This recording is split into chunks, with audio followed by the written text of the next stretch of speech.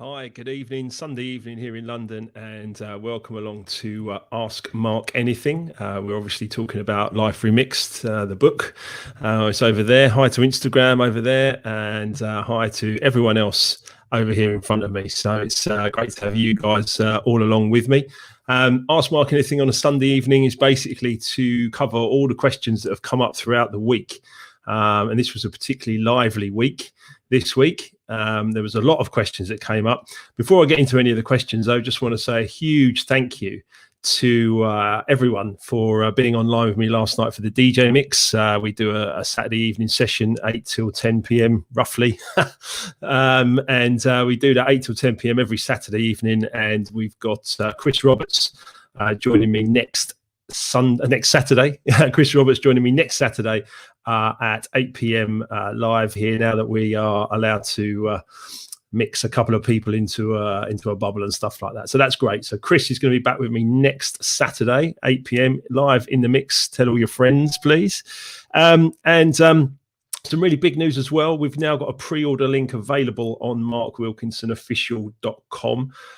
If you just go to the shop there, markwilkinsonofficial.com/shop, there's a pre-order link there available for Life Remixed. In order for you to sign up, you'll get a signed copy plus a few other free gifts and stuff like that as well. So that's all good. So let's get into a few questions. I love a question. By the way, if you have any questions and you want to pop them into the chat box here, we were live across about 8 different platforms here at the moment, including Instagram as well. So we're live across a load of them.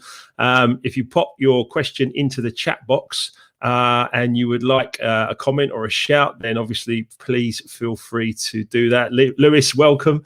We'll be talking a little bit more about Lewis and Equilibrium in a while. A good draw, not for Chelsea, it wasn't, no. I think Jose was more happy with that than we were, but it was only one team trying to win it. But we'll take the point and we'll move on. It'll be interesting. It's a good result for Spurs, let's be honest. Anyway, look, enough of that. So welcome, Lewis. Hi to you, mate. It's been a brilliant week, actually. I've had a couple of really good meetings with Lewis and a great chat with an interviewer guy who's doing a thesis on life of meaning, Ben. So we'll be talking a bit more about those questions later. But as far as everything's going, I've got some great questions that have come in. First one's from Dan Liquid, from Liquid People. And Dan says, do you remember the gig we did in St. Petersburg together in a school back in the day? Or it was an old school building. I do remember that, Dan, and that was absolutely hysterical. It was a crazy weekend in St. Petersburg. I remember I think we might have flown there, but we might have played in Helsinki the night before and gone across the border.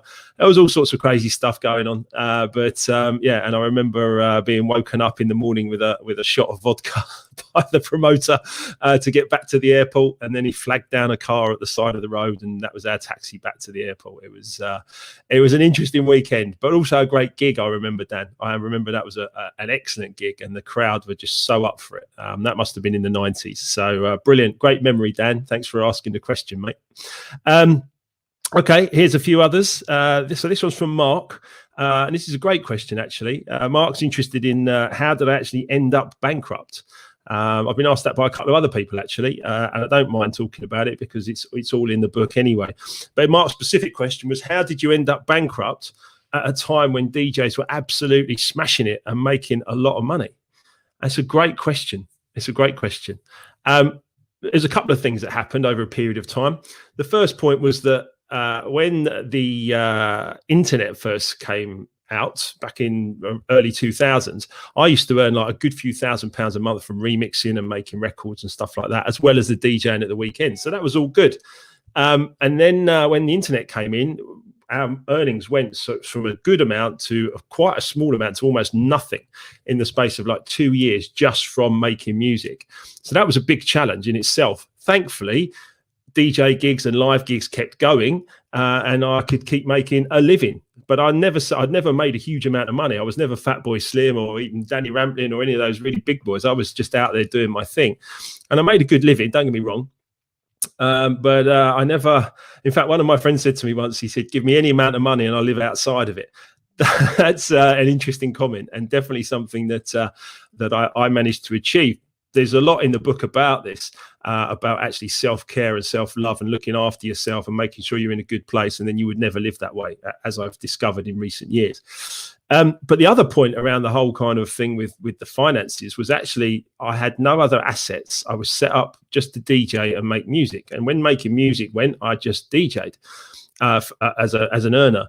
So I just DJ'd, and that was okay until 2008. When I was putting on some large events. I was putting on our whole business plan was based on events, and I was putting on some large events.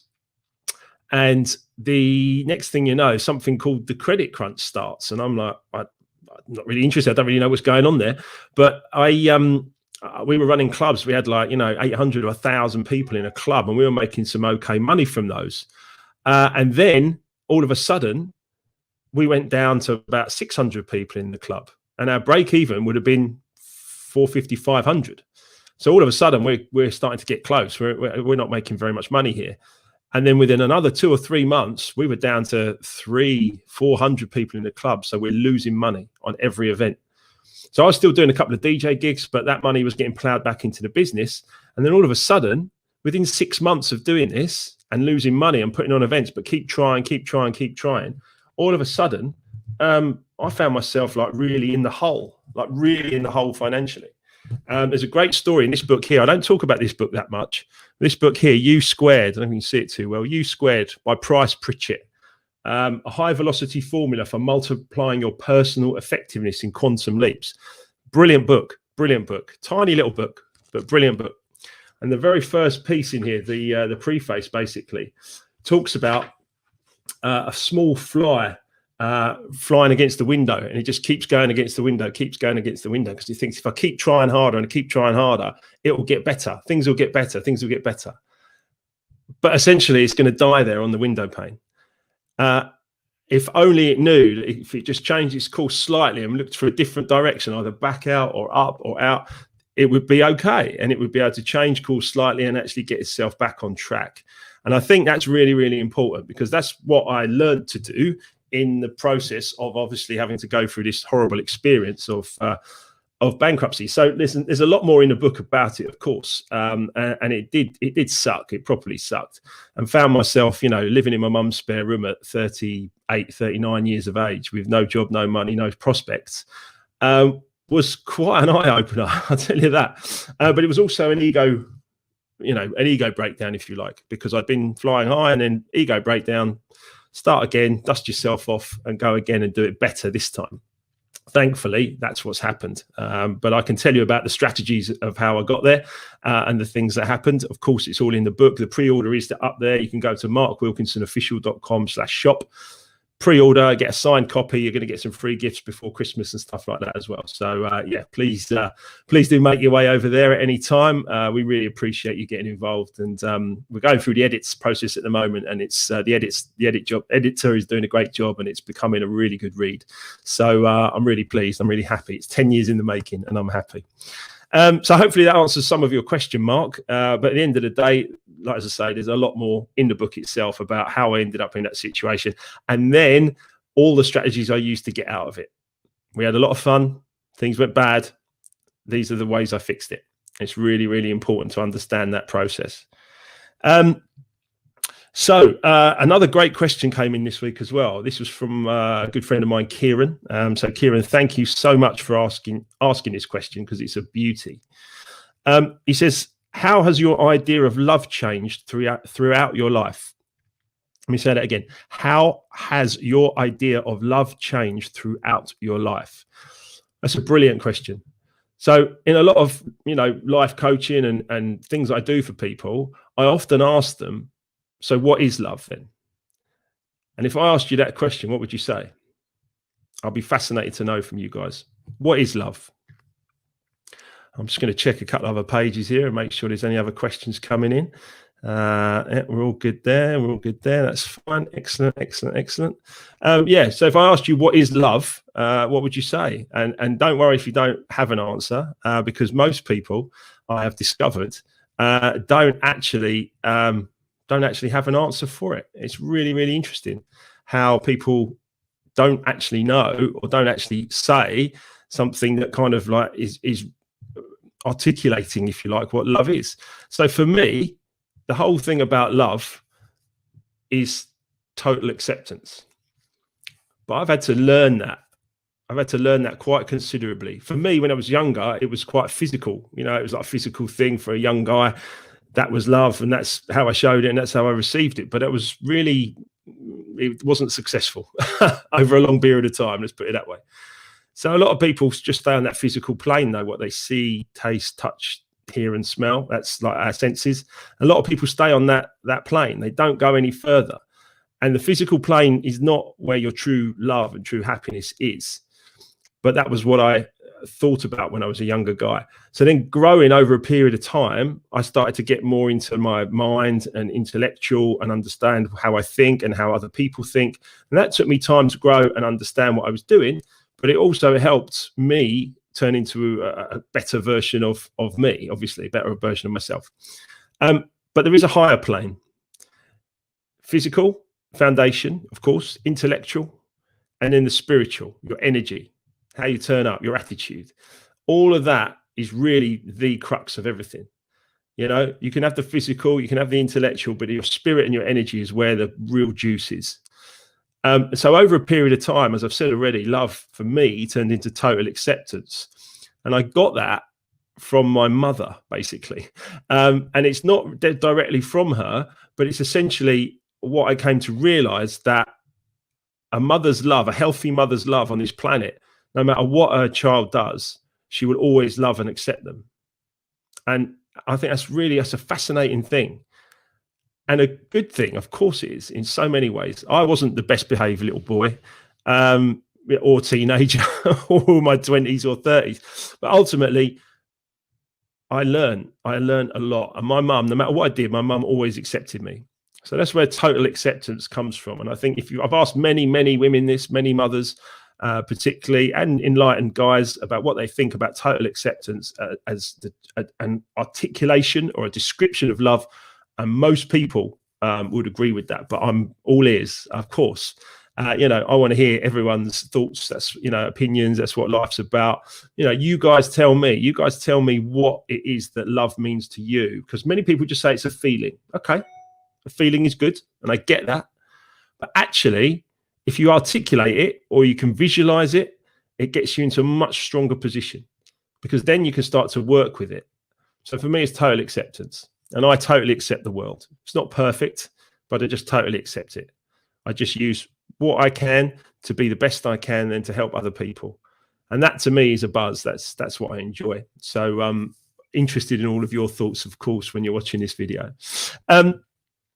So there we go. That's that one. I hope that's answered your question, Kieran. Love has changed for me over the years, but because it's gone from physical to intellectual to spiritual.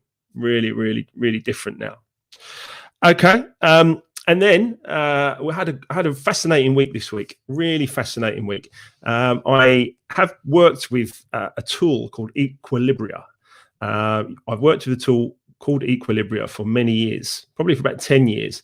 It was basically when I was going through a whole self-development process myself, and I signed up. A friend of mine who worked in oil and gas told me about this tool that he'd used called Equilibria, and I signed up and I went through something called a personal diversity indicator. It's a series of questions, takes about 15 minutes, but what it does is it gives out a reading about your main personality tendencies, and then obviously gives a color to those as well. Now I'm going to ask you guys to get in touch with me to talk to me about that, about Equilibria. If you're interested in that tool, it's something that I use to go from basically bankrupt and trying to learn how to reintegrate myself in the world up to senior level, six-figure salaries, etc. It's a great tool for learning about yourself and growing. And I'm really pleased to say, I know Lewis is watching, I'm really pleased to say that Lewis has agreed to write another part to the foreword to the book, to Life Remixed. So I'm really honored that Lewis has decided to do that, because Lewis has his own story and an amazing book called At the End of the Day, where Lewis had his own collapse and his own problems in life, and he decided to make some changes, and it led to a question. Lewis actually put me in touch with a guy, Ben, who's doing a thesis about the life of meaning, and this question came up, and I think it's an interesting one, because I get asked this quite a lot as well. But Lewis and I had some long discussions about this week, as well as my answer to Ben when I was being interviewed. There you go. That's it. The tool is eColors and Equilibria is the company. Thank you, Lewis. That's absolutely spot on. The eColors are something that you really need to know about your own communication style, how you listen, how you interact, how you deliver information.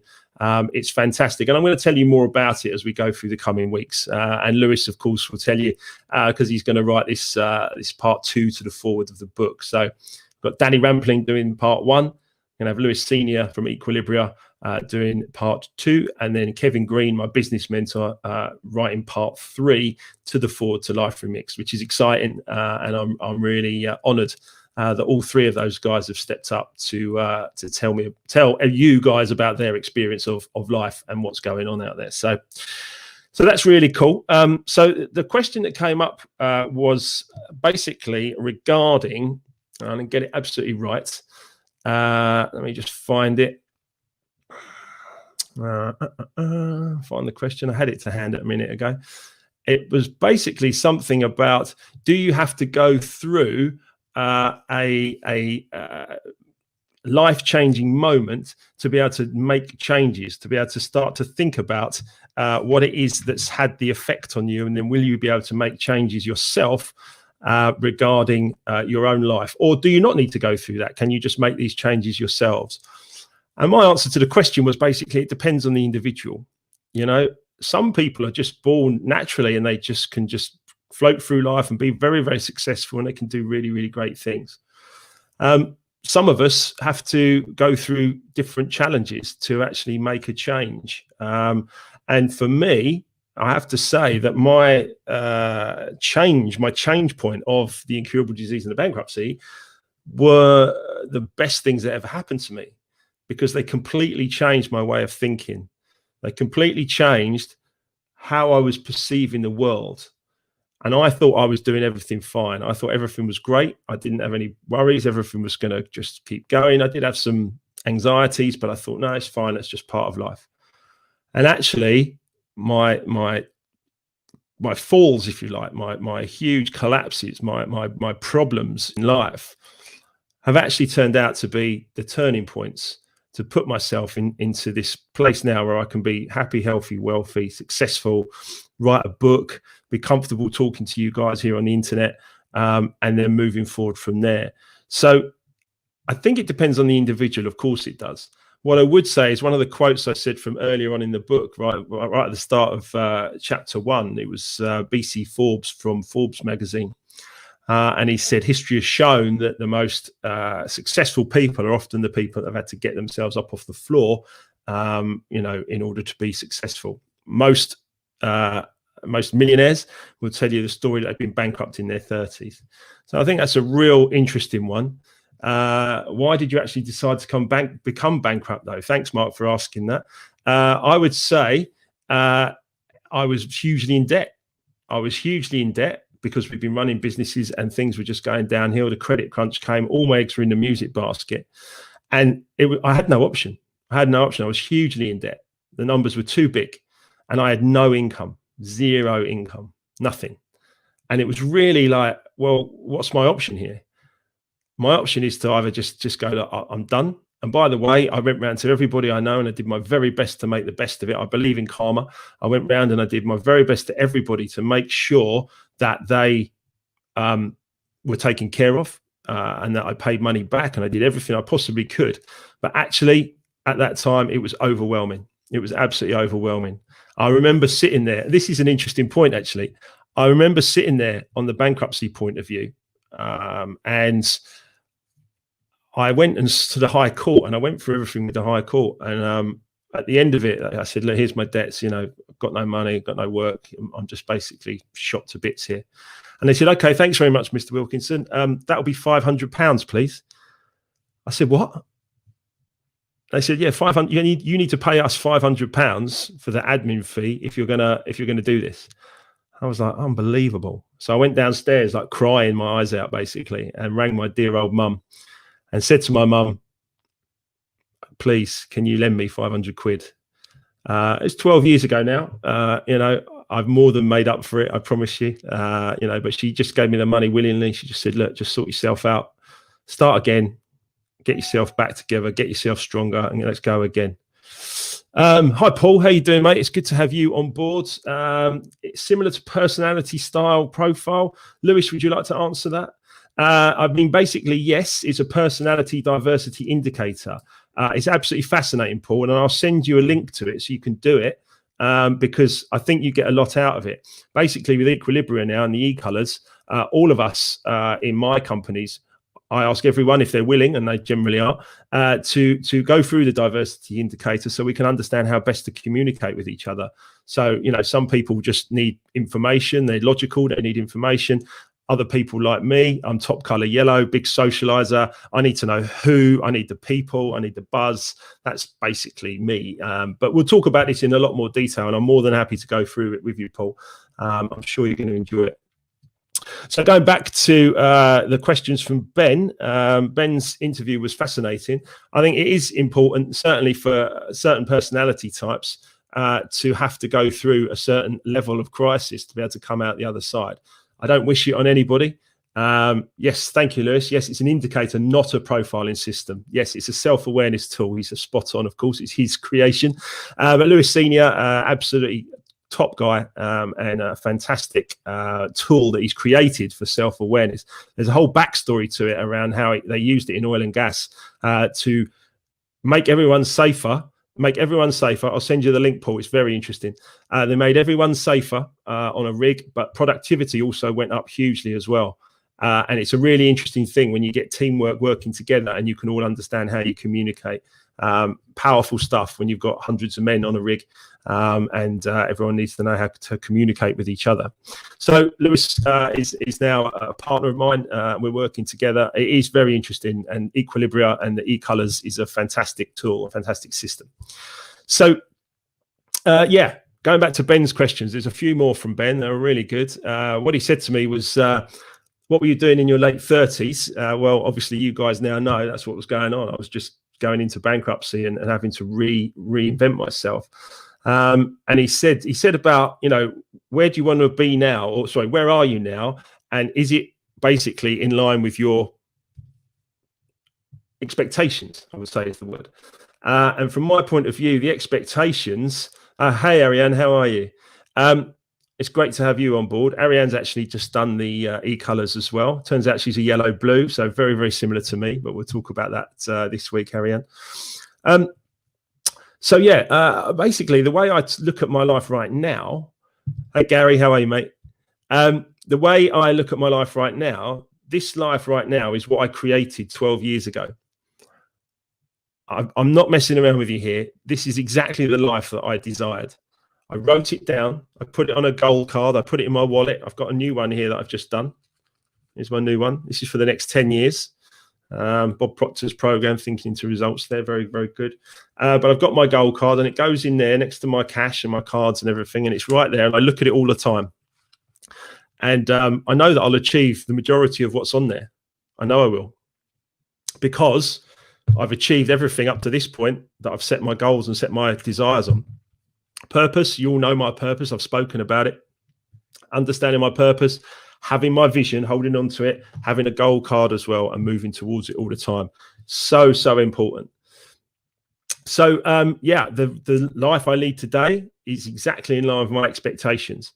The hardest bit for me to get my head around was that actually the life that I led when I ended up with disease and bankruptcy was actually everything that I was creating myself. Great question mark. Love it. After bankruptcy, how did you know what to do in terms of work? Well, that's an interesting one. The universe works in strange ways. However, when you actually works in perfect ways, to be honest, when you understand and you get in tune with universal laws, and there are certain universal laws, I list them all in the book. You can Google them yourself as well, of course, but universal laws are vital. I got into the law of attraction, the law of vibration, the law of cause and effect. I got into many, many of these laws. And I was basically just in my mum's spare room. Thank God she had that spare room. Otherwise I could have been homeless. which would have been grim. I could have been homeless for years, or maybe couch surfing with friends and stuff like that, because I still had a lot of friends, but I had absolutely no money and no job. So I was chilling at home at my mum's. I didn't have a lot of outgoings, of course, but I didn't have a lot of income either. That's when I was running. So I was running some marathons, and I was keeping myself fit, and I kept myself a goal. And every time I knew, every time I finished a marathon, I knew it's because what I thought about, and I'd followed a program and I'd got there. So I was like, right, okay, that's positive. Every time I did it, I was like, yes, it's good. And then I was talking to some friends, and I'd been going over to Phuket in Thailand a couple of times, seeing friends and stuff out there. Every January, I like to get away from the cold if I can. And I was out there with some friends, and a friend of mine said to me, that I run a radio station in Thailand, right? An FM radio station. And I said, no, I didn't know that. And he said, yeah, I've got an FM radio station in Phuket. And I said, okay.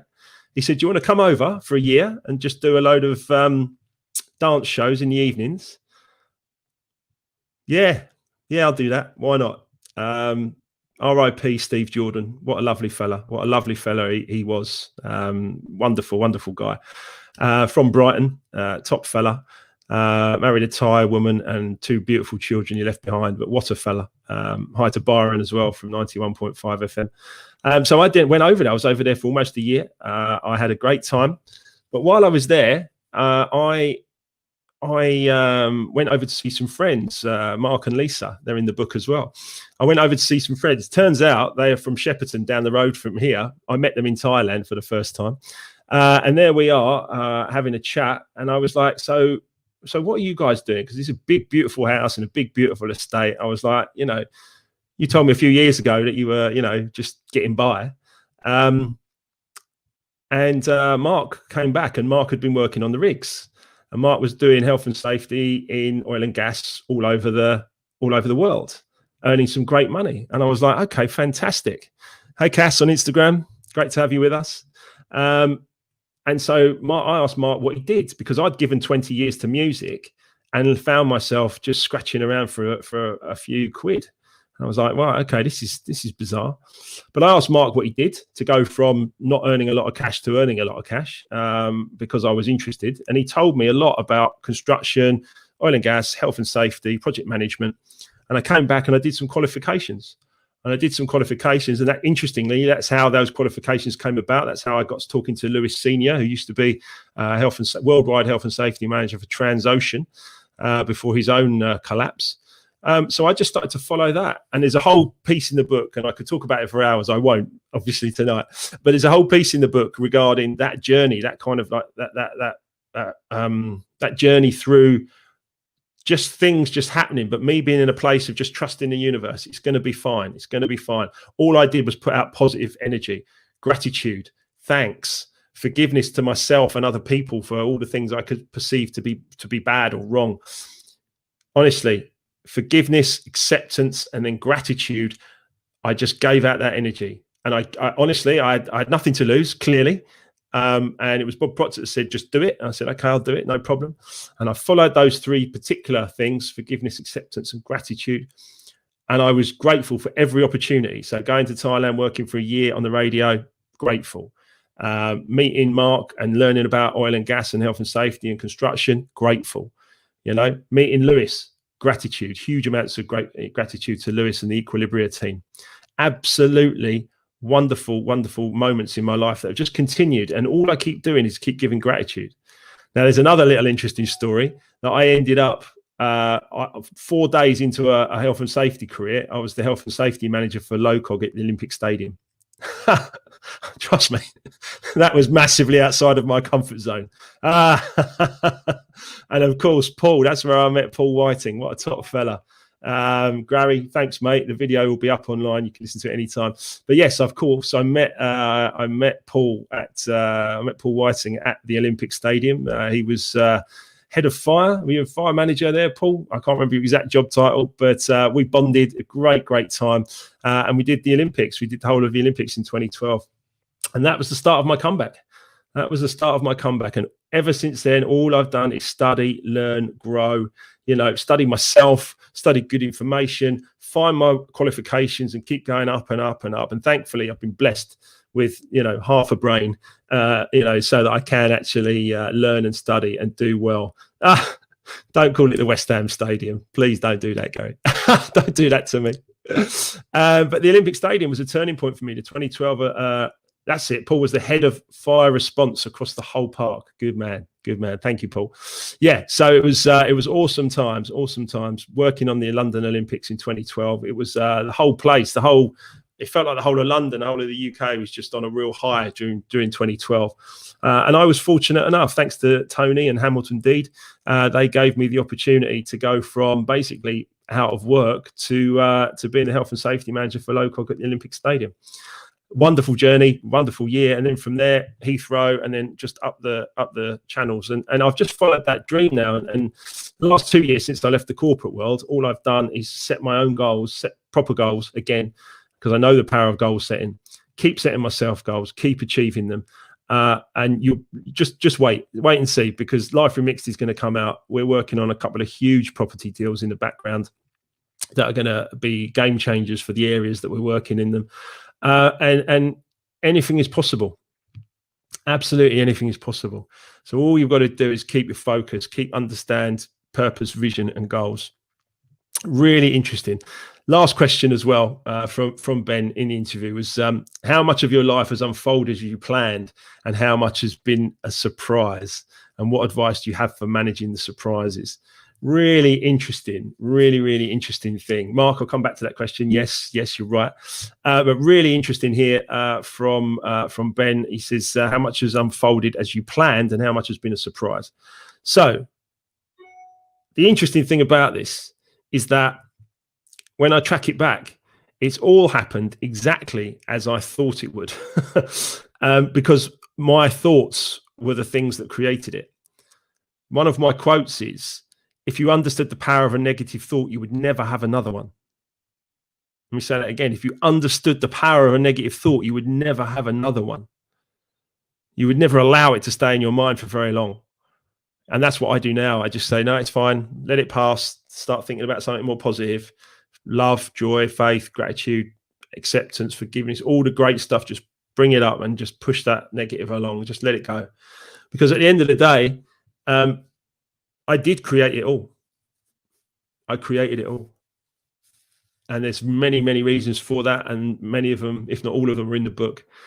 So you can read for yourselves and you can understand perhaps your own lives and more about what you think and what you feel about your journey.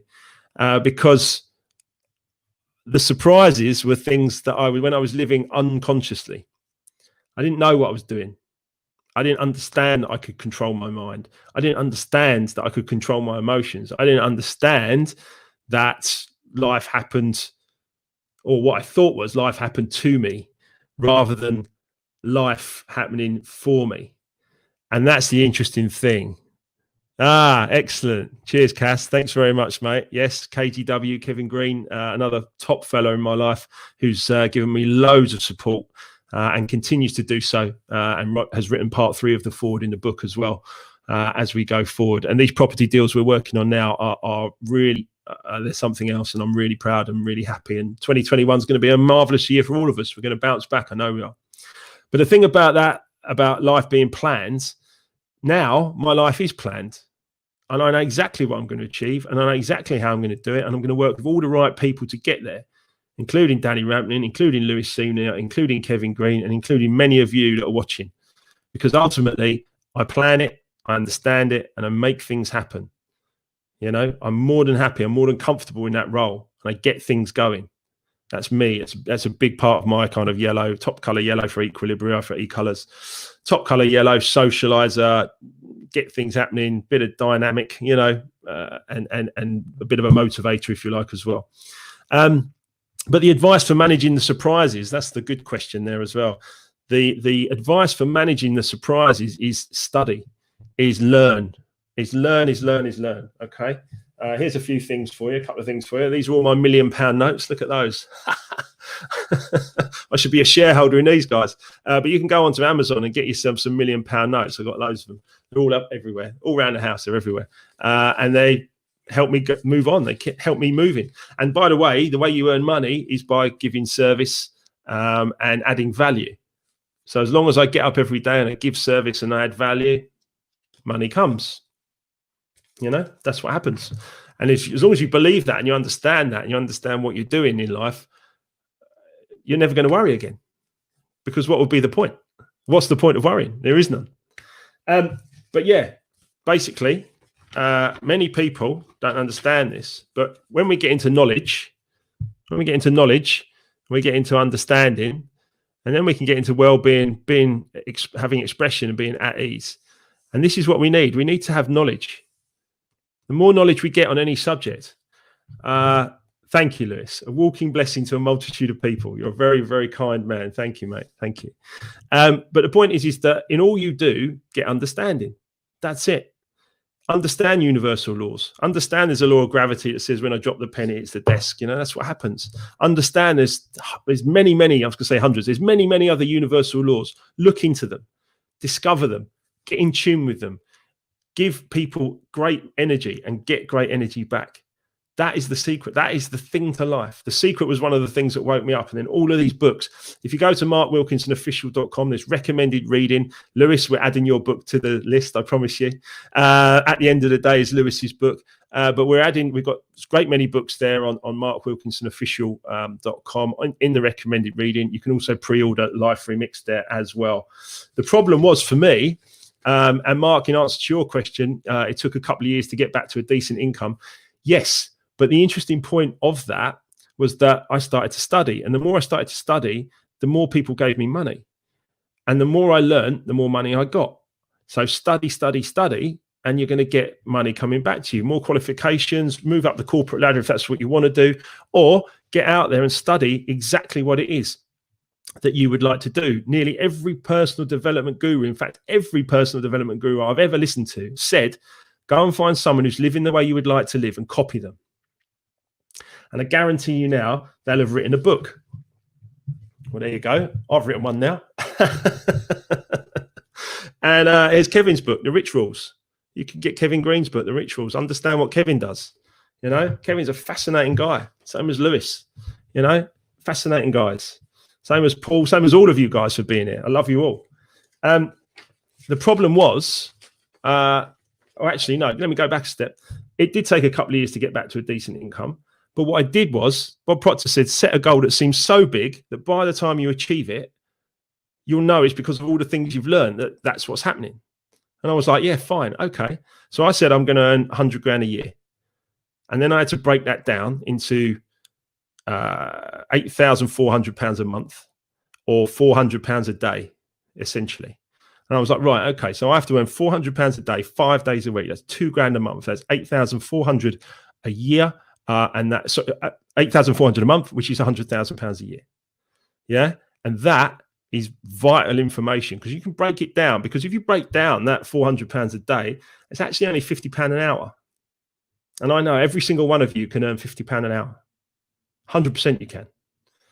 Without doubt. If you're not doing it already, you absolutely can do it. All you've got to do is add value, give service, uplift, make great things happen. Sounds easy, doesn't it? But it takes time.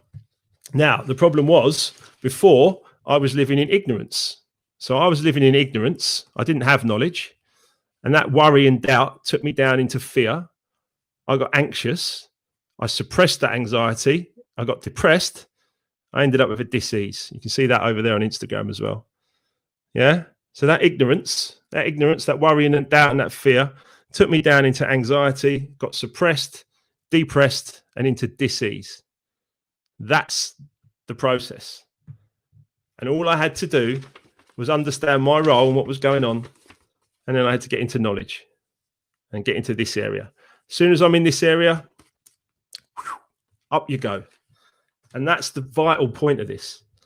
The vital point of this is that you are in charge. You're a human being, or you're a spiritual being having a human experience, and you've been given a body to live in and a mind to use. And your energy uses your mind and uses your body, and you can create things. And that's the creative process. Valentino asked me, who will win the president election in America in 2020? Not a clue, mate. And it's not within my rights to even know. It's going to be fascinating. But look, at the end of the day, it is what it is. You know, I can only deal with the things I can actually influence. And the most important thing I can influence, by the way, is me. That's it. All I can think about, all I can feel about, everything I can do is to make myself better. If I make myself better, I can help all of you. You guys can all help other people, like ripples in a pond, and we just keep growing and keep building together. So it's so important, guys. It's so, so important. So please, please, please do share the video. Get yourself onto markwilkinsonofficial.com/shop. You can pre-order the book there. There's going to be some great strategies in there. We had loads of fun. It got terrible. The pain was horrendous in my life. But here's how I fixed it. And there's some workable strategies for every single one of you to attract what you really would like to be, do, and have. Does that sound good? You bet it does. So a couple of other things. Just remember this week. So tomorrow morning, I'll be back at 8 a.m. just to give a bit of Monday motivation. So I'll have a few quotes and some interesting feedback from you guys, I'm sure. So that's Monday morning. Tuesday evening, I'll be back at 7:30 p.m. here, GMT, with some Life Remix samples. This week, we're going to talk about Chapter 3, which we've just been editing today, which is great. I hope you're going to like it. I'm sure you're going to like it. I expect you're going to like it. And then Wednesday evening, I'm going to have the one, the only Brandon Block joining me. Now, some of you may know of Brandon as a DJ. He's a top fella, Brandon, and he had some huge addiction problems. Huge. Probably made mine look a bit small. Although, well, I was going to say he didn't have the disease, but he did. He got sick. He ended up in hospital, and he was near death. And interesting, Lewis. That's interesting, isn't it? Again, another near-death experience, which actually changed the course of his life. So Brandon's a fascinating guy. You're going to love Brandon. He's made some great changes in his life. He's got his own brand now, Happy Days, where he does similar stuff to what we're doing, Life Remixed, helping people across the spectrum with addictions and issues. So Brandon's a top fella. He'll be with me on 7:30 p.m. on Wednesday evening. So a full week ahead. Lots of great things to do, lots of happiness, lots of joy, knowledge, inspiration, and creation to share. Thank you all for being here tonight. Do keep watching the videos, and I hope that's been of interest. But I've got lots more questions to answer throughout the weeks as we go. So the release date of Life Remix now is February, which we've agreed, and that's great. So we're really excited about that. But pre-orders, signed copy pre-orders, available now at Life Remix, or the pre-order is available at liferemix.co.uk and markwilkinson.com/ markwilkinsonofficial.com/shop. So that's it for Sunday evening. Go and have a wonderful, wonderful rest of the evening. Thanks, Dave. Thanks, Paul. Great to have you guys on board. I hope it's been of interest to you. You can watch all these back, by the way, if you go to the YouTube channel, Mark Wilkinson Official, or any of my timelines for Mark Wilkinson or Life Remixed. I've got some great lovely things coming in. Lewis saying, thank you, you've made my day. We're just warming up, Lewis. Don't worry about that. Cass on Instagram, you'll be buying the book. Thank you. Really appreciate that. It's available now, as I say. So, or certainly the pre-order's available now. I love you all. Have a wonderful, wonderful evening. I'll be back at 8 a.m. tomorrow. Come on in. Let's have fun. See you soon, guys. Bye-bye.